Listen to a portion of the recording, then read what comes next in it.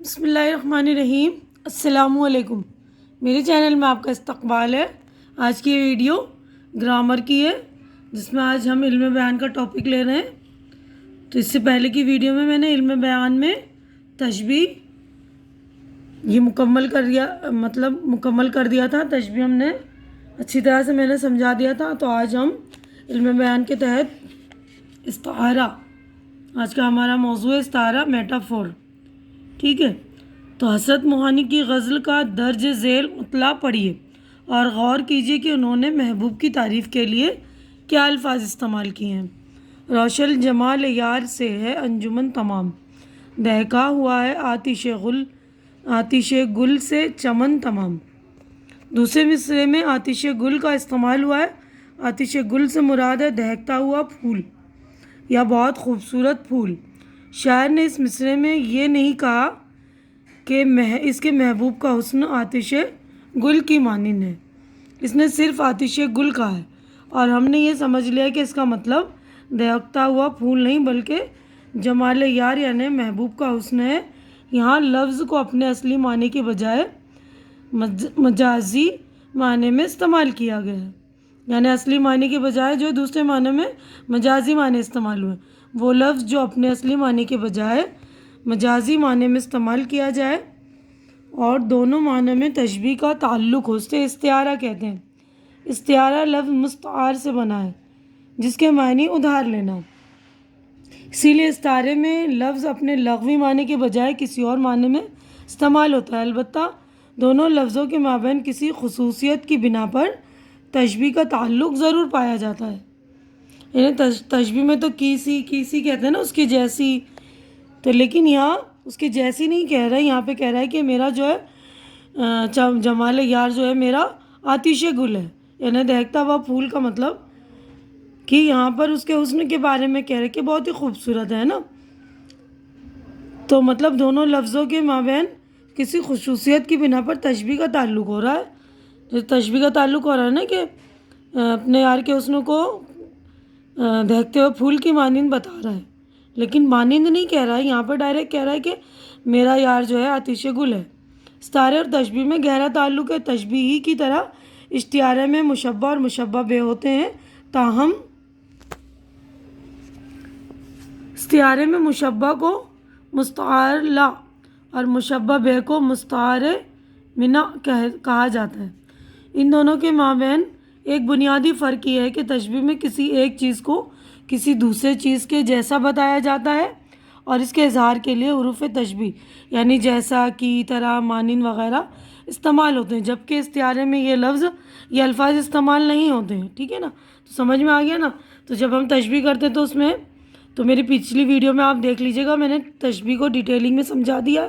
تو یہاں پر یہی کہہ رہے ہیں کہ تشبیہ میں جیسا کہ، طرح، مانند وغیرہ استعمال ہوتے ہیں، جبکہ استعارے میں یہ الفاظ نہیں استعمال ہوتے ہیں۔ ٹھیک ہے، نیچے دی ہوئی مثالوں کو دیکھ کر فرق اور واضح ہو جائے گا، یعنی اور فرق آپ کو سمجھ میں آ جائے گا۔ دیکھیے یہاں پر تشبیہ یہ ہے کہ زید رستم کی طرح ہے، لیکن استعارے میں کیا کہہ رہے ہیں؟ زید رستم ہے، زید کو رستم بول رہے ہیں، ڈائریکٹ بول رہے ہیں نا، اور یہاں کہہ رہے ہیں کہ رستم کی طرح ہے، رستم کے جیسا ہے، احمد فرشتے جیسا ہے، احمد فرشتہ ہے۔ تو آپ کی سمجھ میں بالکل آ گیا ہوگا اچھی طرح سے۔ استعارہ اور تشبیہ میں بالکل ذرا سا فرق ہے، ایک دم مائنر سا۔ شکیلا چاند کی مانند ہے، یہاں شکیلا کو کہہ رہے ہیں نا کہ چاند کی طرح، چاند کی مانند ہے، چاند کی جیسی ہے، اور یہاں پہ کہہ رہے ہیں شکیلا چاند ہے۔ تو استعارے میں جو ڈائریکٹ بول دیتے ہیں کہ ہے نا کہ شکیلا چاند ہے، اور یہاں بول رہے ہیں شکیلا چاند کی مانند ہے۔ عام طور پہ استعارے میں صرف مستعار منا کا ذکر کیا جاتا ہے، اس سے مراد مستعار لہ ہوتا ہے۔ سیدھے سادے انداز میں اسی بات کو یوں سمجھیے کہ استعارے میں جس چیز کی تشبیہ دی جاتی ہے صرف اسی کا ذکر کر دیتے ہیں، یعنی جس کی تشبیہ دے رہے ہیں اس کا ذکر کر رہے ہیں، اس سے مراد وہ چیز ہوتی ہے جسے تشبیہ دی گئی ہو۔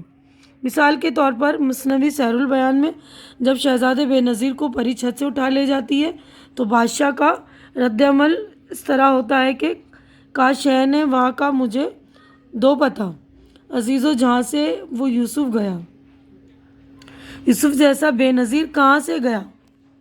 صرف یوسف کہنے سے ہی ہم نے سمجھ لیا کہ یہ بے نظیر کا استعارہ ہے۔ ٹھیک ہے، تو اگلا ہم دیکھتے ہیں. تو اگلا ٹاپک ہمارا دیکھیے کنایا.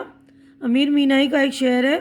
اس چمن میں طائر کم پر اگر میں ہوں تو کیا، دور ہے صیاد ابھی اور آشیانہ نزدیک ہے. اس شعر میں طائر کم پر سے مراد کم اڑنے والا پرندہ، ایسا پرندہ جو تیز رفتار نہ ہو. کم پر کہہ کر شاعر نے بات واضح نہیں کی بلکہ بات پوشیدہ رکھی ہے. بات کو پوشیدہ رکھ کر کہنا یا مخفی اشارہ کرنا کنایا ہے. کنایا کا مطلب ہی اشارہ ہوتا ہے. کنایا وہ لفظ ہے جس کے حقیقی یا اصلی معنی مراد نہ ہو بلکہ غیر حقیقی معنی مراد لیے جائیں. غالب کا ایک شعر ہے، روئے سخن کسی کی طرف ہو تو رو سیا، سودا نہیں جنوں نہیں وحشت نہیں مجھے. اس شعر میں بھی کسی کی طرف ایک مخفی اشارہ ہے جس کا نام پوشیدہ رکھ کر کنایہ کا استعمال کیا گیا ہے. یعنی ایک اشارہ دیتے ہیں اور مین جو ہے وہ نام جو ہے پوشیدہ رکھا گیا، چھپا کے رکھا گیا ہے. تو بات کو پوشیدہ رکھ کر کہنا یا صرف مخفی اشارہ کرنا ہی کنایا ہے. ٹھیک ہے نا. تو اب اگلا ہمارا ٹاپک ہے مجاز مرسل. میر کا یہ شعر پڑھیے. غضب آنکھیں ستم ابرو عجب منہ کی صفائی ہے، خدا نے اپنے ہاتھوں سے تیری صورت بنائی ہے. دوسرے مصرعے میں لفظ ہاتھوں اپنے اصلی یا حقیقی معنوں میں استعمال نہیں ہوا ہے. اس سے مراد خدا کی قدرت سے ہے. خدا نے اپنے ہاتھوں سے بنائی، اس کا مطلب خدا نے اپنی قدرت سے بنائی ہے نا. جب کسی لفظ کو اس کے اصلی معنی کے بجائے مجازی یا دوسرے معنی میں استعمال کیا جائے تو اسے مجاز مرسل کہتے ہیں.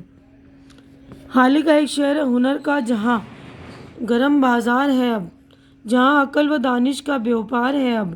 اس شعر میں گرم بازار ہونا سے مراد ہے ترقی کا ہے. شاعر یہ کہنا چاہتا ہے کہ اب جو لوگ ہنرمند ہیں وہی ترقی کر رہے ہیں. شاعر نے براہ راست بات نہ کہہ کر شاعرانہ انداز میں شعر میں ایک معنوی خوبی پیدا کر دی ہے. یعنی یہاں پر یہ کہہ رہے ہیں کہ شاعر کہ جن کے اندر ہنر ہے، جو عقل مند دانش مند ہے، وہ ان کا ہی جو ہے ترقی پسند وہ لوگ ہیں نا ترقی کی ہے. تو شاعر نے ڈائریکٹ بات نہیں کی ہے نا، تو انڈائریکٹ انداز میں جو ہے خوبی پیدا کر کے وہ شعر بیان کیا ہے.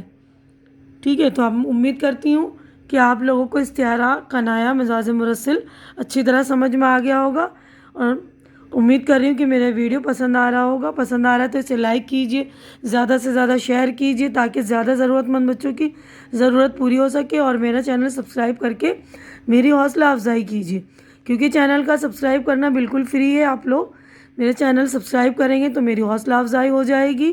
اور جو لوگ نئے ہیں یا جنہوں نے میرا چینل سبسکرائب نہیں کیا تو پلیز میرا چینل سبسکرائب کر کے میری حوصلہ افزائی کر دیجیے. ہماری ملاقات اگلی ویڈیو میں ہوگی. تب تک کے لیے اللہ حافظ.